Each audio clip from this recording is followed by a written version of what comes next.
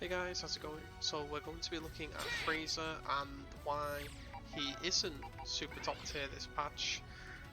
So one of the main things that lets him down is his assists.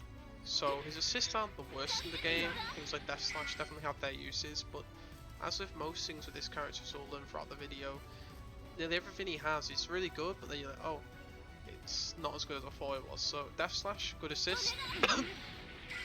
Covers a really good portion of the screen, but it's got some weaknesses. So only 23 frames of block stun, doesn't do jack shit if you're next to the character or they're down below you and you're worried about them 2H'ing or pressuring you from below. It's not going to help you, whereas like a Yamcha assist, you might even steal a turn back. I mean, it happens in tournaments where somebody's doing something, the Yamcha comes out, it's like, oh, I got my turn.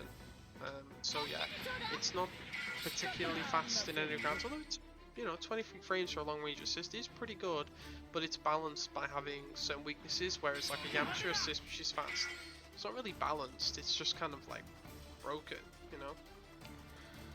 So even if you do block string it, which some characters can't, like 21 really struggles to block string it.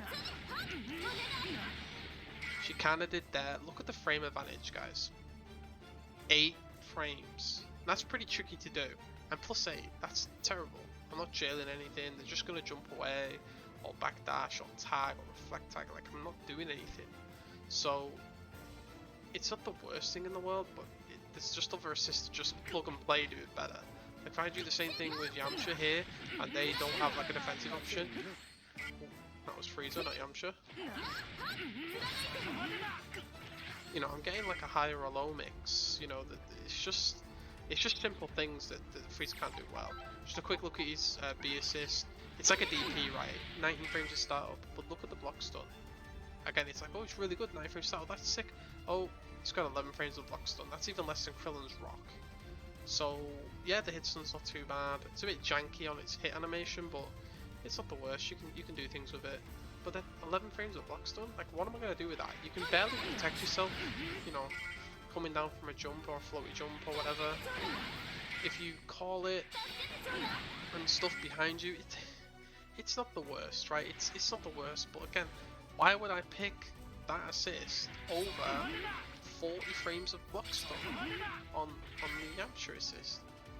You just wouldn't, right? So you've got to evaluate is it as good as Bardock B? Is it as good as Yamcha A? Is it as good as the beam assist? No. So am I gimping myself on the character select screen from an assist standpoint? Yes. This is his best assist. Rocks are OD. This is an OD assist.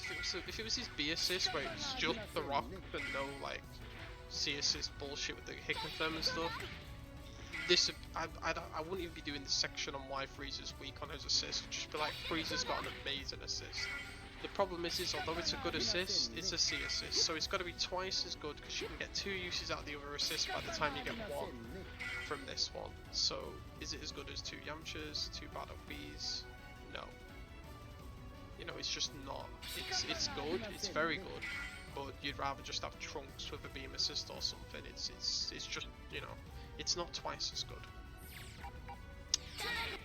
Same thing really applies to everything else. Like his full screen zoning's good, but you're gonna really struggle to kill someone full screen since there's no chip damage in the game. And he can only really do good zoning from the ground, so he can't do it in the air. It's this thing again. It's like his only aerial option is this. It's pretty bad. They can like a Bardock can, you know, EX Lariat. You know, when you decide to do that at the wrong moment, when he sees you jump to get underneath you, and then you're like a sitting duck in the air. And that can happen with a lot of aerial stuff in this game, but he's got nothing else to do in the air. So, you know, like whereas another character like Yamcha's in the air, you know, he might do this and things like that. He's doing something, right? Frieza, he's doing this, got too much recovery. Like, what? I can't even air, like that's the fastest I can air dash. It's trash, right? It's just trash. So like changes to this, hitting super dash, changed pretty much hardly anything. It's only good for meaty and wake ups now. Like you're not gonna use it. Like whatever. Just doesn't have the options in the air. It's too whatever. From the ground, he's OD, right? But Zed Broly's OD, and he's OD in the air, and if you get near his airspace, he can command grab you. it's like that character's so scary. He's got armored aerial normals. Like Frieza just doesn't that. So you can already see that although he's really good in certain areas, he just lacks like what the top tiers have. Up close, there's nothing scary. He's got no specials you need to really aware of. He's got no command grabs or anything like that. He's pretty much like a 6M bot, or with an assist you might get like a high-low sort of thing going on. But since they nerfed his M, you can't do the empty jump low as well. You have to kind of do the light version. I really like doing the medium version better. There's some quirky stuff you can do with him, but in general, it's just, you know, basic stuff, all the discs or whatnot. There's just nothing like absolutely insane up close. It's not, you're not going to be sweating, you know, like with a Nappa on you. And Nappa's not considered top tier. You're sweating when Nappa's on you, but with Frieza you kind of just, you're chilling, watching for the DR and the 6Ms and stuff. It's not terrible, but you know, he's no. Nearly every character in the game can block string into kind of what he does. So there's just nothing like stand out. That's really it, really. So it's good zone. Obviously, Death Slash is probably his only move. It's literally his only move, which is like super strong and doesn't have a negative. So this is actually like, if you want to play this character, just get really good at Death Slash, because it really is his best move. It's his best special. Nothing more to say. Like, just get really good at using Death Slash. Get really good at using Golden Frieza. Because really, when it comes to mix-ups and stuff, Golden Frieza, if you can control him and you're willing to spend the 3 bars, he kind of does enter the realm of like really good. Like really good, because you can just insert. Oh no, I've lost my golden form. You can just insert jab the R at any point in the block string, and that's so powerful. Oh, it's not on it. Yeah, that was it. Yeah, so it's crazy. Like, just crazy stuff that he can do in golden form, but you need to spend 3 bars to.